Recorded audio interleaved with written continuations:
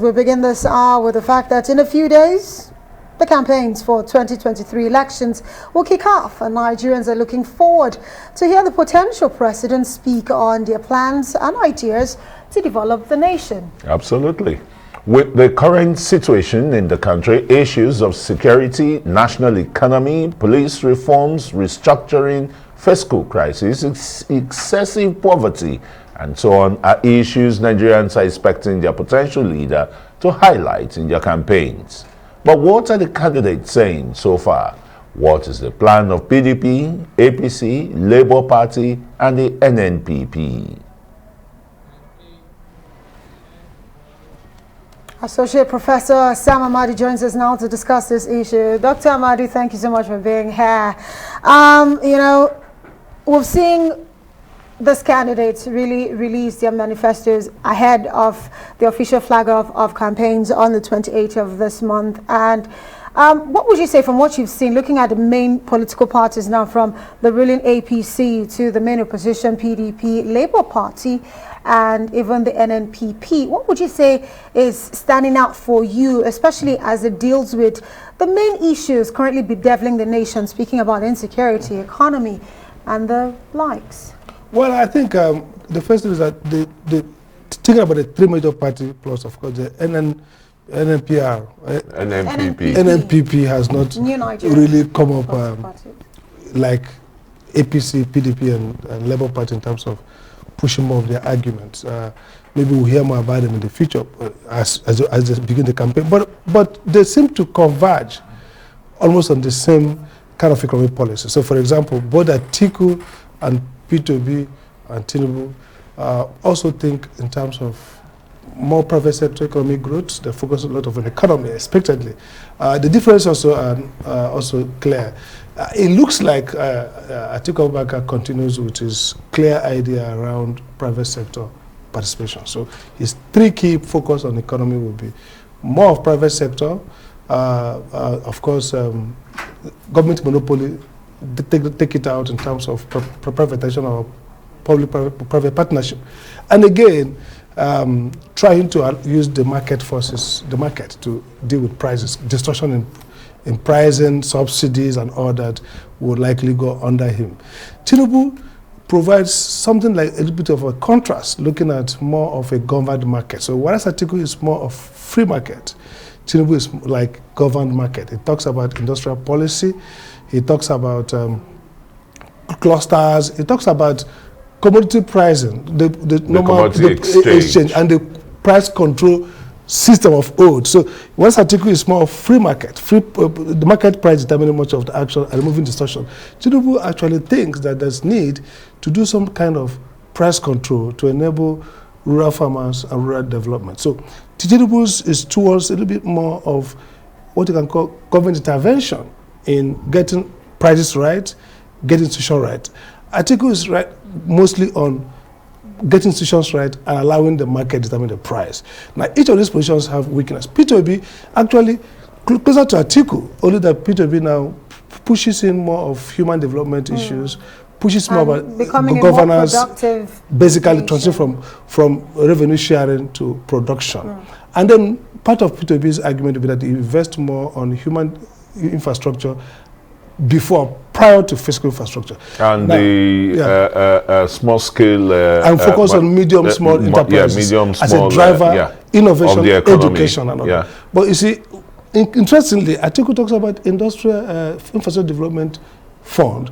Tinubu talks about infrastructure development plan and funding. So each of these people are focused on infrastructure, they're focusing also on economic growth, they're focusing also on liberalizing the energy sector. There's a common denominator around them. But which is market. Yeah, but let's quickly look at NNPP.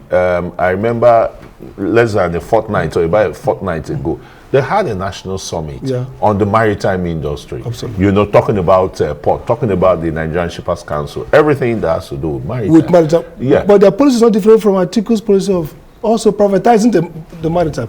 Tinubu too talks in terms of liberalizing the oil and gas and those sectors.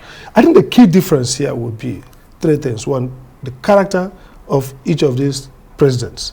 To drive home. To drive their policy, the coherence of their policy, also the strategy for engagement. And again, what people are worried about, people like us, is that too much focus on the private sector. And in this case, the private sector hasn't got that kind of both the capacity we've seen from the power sector privatization, we've seen from others, that what a third world country like Nigeria needs might be a lot more of mobilizing capacity internally too, a lot more of government shaping how the private sector, where they play and how they play.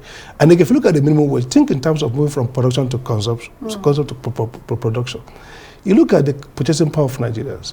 You look at the labor rules, regulations that kind of reduce the capacity, inequality.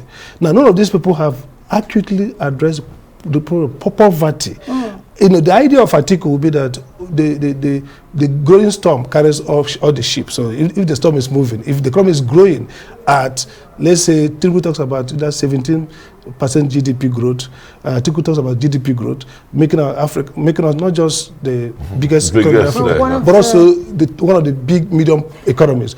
But if we do not design coherent policies that lead to redistribution without damaging incentive for production, you will get people out of poverty. That is very important, Dr. Amadi. But at the end of the day, like you have said, one thing that stands out is the fact that we're looking at more private sector involvement in the development of the nation. But if you look at the evaluation of privatization policy of Nigeria since 1999 up until at least, let's go all the way to 2004, some would say it's not as successful as was sold to Nigerians, and not necessarily giving us the benefit. I'm talking the ordinary Nigerians now, that were promised to the people. So how can we find that balance now while they are pushing towards more private sector involvement? But how does that translate to improvement in the lives of Nigerians where poverty is rife? We are the poverty capital at the end of the day. The argument that they will put is, one is financing, private sector. Second is managerial, that they call with technology. But you're right. If you look at what has happened elsewhere, in the sector like telecom,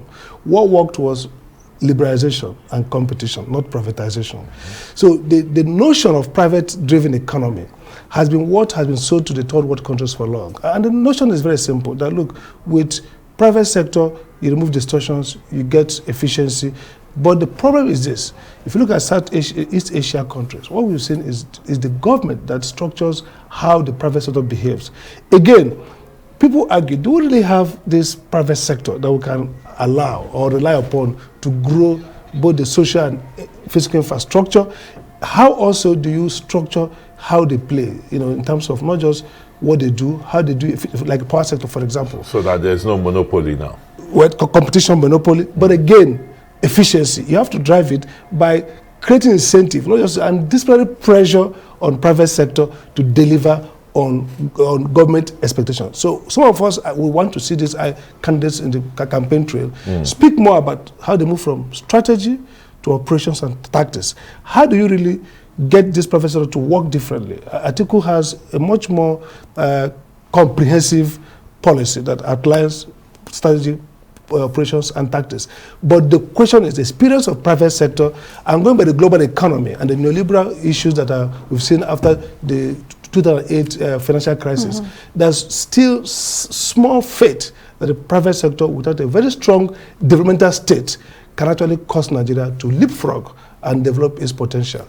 Very quickly, what's their strategy, agenda for the spate of insecurity in the country? Some are talking about decentralization of the police. Well, I think for me the clearest should be P2B's US tour, where it talks about mixture of technology, mixture of poverty-based insecurity, and also a mixture of decentralizing the structure of policing. So if you get more efficiency by decentralizing, you get more efficiency by also having technology, but above all, you must be able to create rule-based society where there's deterrence, real deterrence in terms of administration of justice. If we continue to have a country that has no rule of law, then you can't control insecurity, because insecurity is also a failure of governance. So I think that each of these teams, they have good plans about state police, restructuring, but what will tip the scale is whose plan ties to credibility in terms of the candidate. So if you look at policy, and its implementation.